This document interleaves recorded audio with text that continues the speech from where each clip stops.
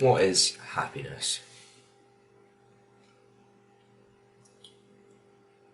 Genuine happiness goes beyond momentary pleasure and focuses on the long-term well-being of the body and the mind. Researchers in the field of psychology have dedicated their lives and efforts to unraveling the secrets of happiness. Happiness is triggered by serotonin, which is a hormone, I believe, sorry, let me check that. I don't want to tell you wrong information. Serotonin is a molecule, not a hormone. Serotonin is a molecule that makes you feel happy. It also controls mood. So people with low serotonin, they feel worse. It's quite similar to dopamine, which you've probably heard of before. But dopamine is more like, if we would look at a graph, like this is your base level of happiness. Serotonin would cause like a slight raise, but it would be longer. Like it would be like a raise like that, and it would go back down after that long. Whereas dopamine is more, up and then straight down. With dopamine, say this is your baseline, and you go up, then down. With dopamine, you actually go below baseline after, which is called a trough. So dopamine isn't always good. It's not really ever that good, but I'm not talking about dopamine in this video. I just need to explain the difference. While genetics and life circumstances do play a role in our happiness, they're not the sole determining factor. We all have a happiness set point, which is why I talked about the baseline level that we return to. But the thing is, we can raise this baseline level of happiness over time, and with certain things that I'm going to be talking about today. So throughout the time that this is higher, you'll just feel happier overall, more motivated, more driven, just living a happier life, innit? Alright, let's go. One proven strategy for cultivating happiness is practicing gratitude, using gratitude journaling. We write down, a few things a day that you're grateful for. I've done this in a video before, and it's something that I try to practice once a day, Sometimes, stuff happens, you forget. But I do try to do this at least once a day, just write down a few things, I'm grateful for blank, always write it in 4 sentences. Otherwise, your brain just gets lazy and complacent. And it's been proven to increase happiness, reduce stress, and improve overall well-being. Consider keeping a gratitude journal. I haven't really got one. I've just got a book that I write down ideas and notes. It's my college book basically, but I don't use it for work and stuff. Just whenever I think of an idea, I pop it in there. You can also use the notes app on your phone, but I don't know, I think it's more, with the notes app, you literally just done. With pen and paper, it just feels more authentic, I think. I don't know, it just feels different, better when you do it with pen and paper. So I highly recommend when you writing out goals, when you're writing out anything, pen and paper is best. But it's up to you. Cultivating positive relationships is another aspect of happiness, essential aspect of happiness. Nurturing healthy relationships, building support networks, and engaging in acts of kindness not only deepen our connections, but also contribute to overall happiness. So, if you've got a terrible relationship with your mum, you don't know your dad, you barely speak to your extended family, your friends all hate you, well, yeah, that's a realistic scenario. I know someone who was not in this situation, but there was a few similarities. Then, of course, your base level happiness is going to be, low. Like I said, it's normal. It'll be down here, you know. So just try and foster better relationships with people. I find that body language, and I've got a few books on it. It's like this book, these books right here. They're about reading people. They've got the same titles, How to Read People Like a Book by Patrick King, and the same title by James Williams. They're both really good, and like reading people, you know, that sounds quite manipulative, but it just teaches you how to read like body language and micro expressions and things that genuinely help notice when someone might not be acting normal, or they might be, you know, trying to hide the fact that they're like unhappy. And those two are really good books. Definitely recommend those. And just paying attention to people more. Like people are so like they just think about like their own lives, you know. They're so enveloped in their own lives, they don't think about other people's. So if you just like give like 10% of your brain power to just thinking how other people might be feeling or might be thinking, then that's damn like more than other people. So just try and practice thinking, you know, how do the people around me feel? Setting and pursuing meaningful goals is also vital for our happiness. Having a sense of purpose and actively working towards goals aligned with our values can bring a deep sense of fulfillment and joy. So, you know, just setting goals and achieving them.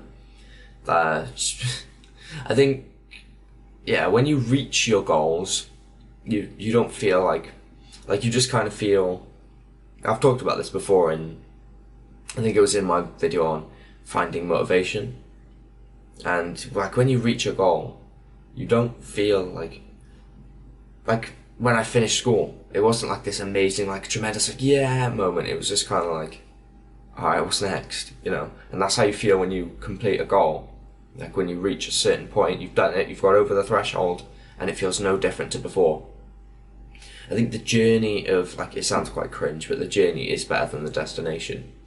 You know, how you feel when you're, you know, reaching that, and, you know, when you're about to reach it, and you've just started, you're getting loads of growth on your channel.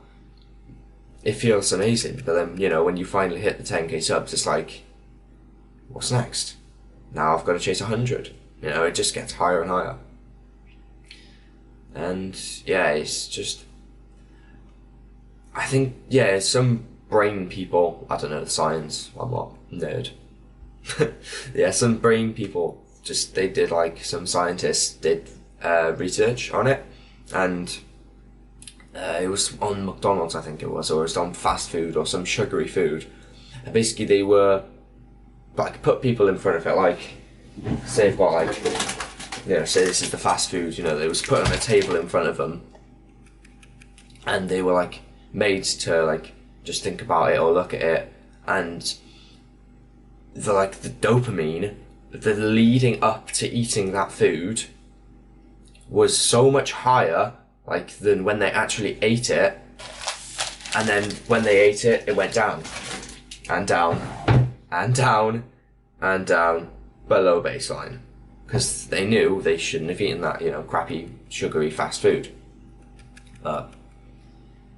Yeah, basically what I'm trying to say is the leading up to the pursuit, to the achievement of the goal is, it always feels better than when you actually hit it. And it's the same with the goal, you know. I'm guessing, because there's not been any studies, I don't think, but like when you're about to reach the goal, you know, you go up here and then you reach the goal and then it drops a little, and then it becomes like a few hours after, drops, and it returns back to normal after a few days. That's my theory anyway. I don't see why it'd be any different, you know, reaching a goal, having fast food. Mindfulness and meditation practices have been scientifically proven to enhance happiness and well-being. By cultivating present moment awareness and reducing stress, these practices help us find peace and contentment in our daily lives. So, I've talked about meditation and mindfulness and being in the moment, being aware, a few times now. I don't really need to go over it. Meditate, when you just start, literally a 3-minute morning meditation, that'll slowly build up. You'll slowly be doing half an hour meditations, you'll be thinking deeply, you'll be more aware of what's around you. And just mindfulness, just knowing what's going on around you, it's so much more powerful than, meditation, I'm going to sit down and focus on my breathing. Like, it's not like that. You don't, just suddenly gain godly powers because you meditate for 5 minutes. But it does help with overall being happier. Physical exercise also plays a significant role in our happiness. Regular exercise releases endorphins, which reduce stress and boost your mood. Find physical activities you enjoy and incorporate them into your routine to experience various benefits. For me, I love strength training, strength and resistance training, pushing heavy weights. I love it. And I love cycling. Cycling's really good. I used to be quite big, and that's how I lost all the weight. It was literally just like 3 hours of cycling a day, every day, without fail, and it was gone in like a few months. But I hate running. I just can't stand it. Like, you just get sweaty, and it's just, I don't know, like personal preference, I guess. But I can't run. Running's awful. Like, my cardio isn't even that bad. I just not a fan of it. And the same with like basketball. Just not really a fan. It's just about finding a sport or exercise that you personally love. Because if you don't love it, you're just forcing yourself to do it. Say you've got lower motivation or discipline one day, you falter a little bit, you won't go. And then you'll think you won't go the next day. And that's the rule. Never skip twice, You skip going to the gym one day. If you don't go the next day, you will not go the day after. Unless it's due to like injury. But if it's just your mind, you're not going, you will not go the third day. You won't go the fourth day. You might go the fifth day to be like, all right, let's get back into it. Let's get back into the gym. And then you won't go the sixth day. Just don't skip twice. That's the rule. Happiness is not immune to challenges, but cultivating resilience helps us navigate through difficult times. Developing a positive mindset, fostering social support, and seeking professional help when needed are strategies to build resilience and maintain happiness. I have made a video on resilience, and it does not include professional help. I don't really think that's a great way of getting through your problems, Well, let's just sit down, pay me £100 an hour, and let's talk about your issues. Like, yes, talking about your issues is great, but just paying this guy to just listen and diagnose you, you're depressed, here, have some antidepressants. No. So, go watch that video. Great video. I'm not biased, I swear. Positive emotions like joy, love, and gratitude have a profound impact on our happiness.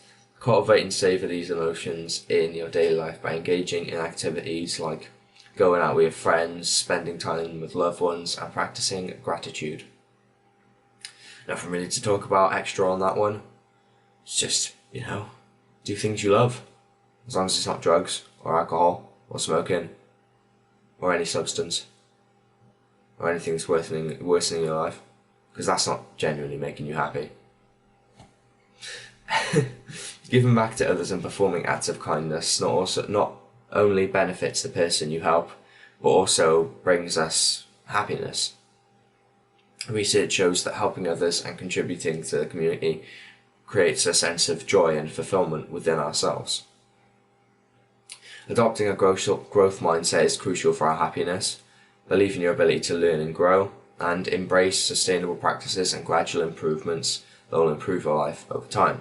Also got a video on growth mindsets. Love how this is, interlocking, linking all together. And remember, happiness is a journey, and it's important to have a long-term perspective. Focus on sustainable practices and gradual improvements rather than quick fixes. Best example of this is the book Atomic Habits by James Clear, which I've also covered on this channel.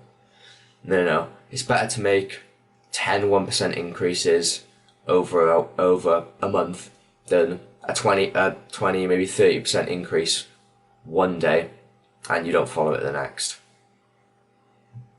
Have a good day and a great week.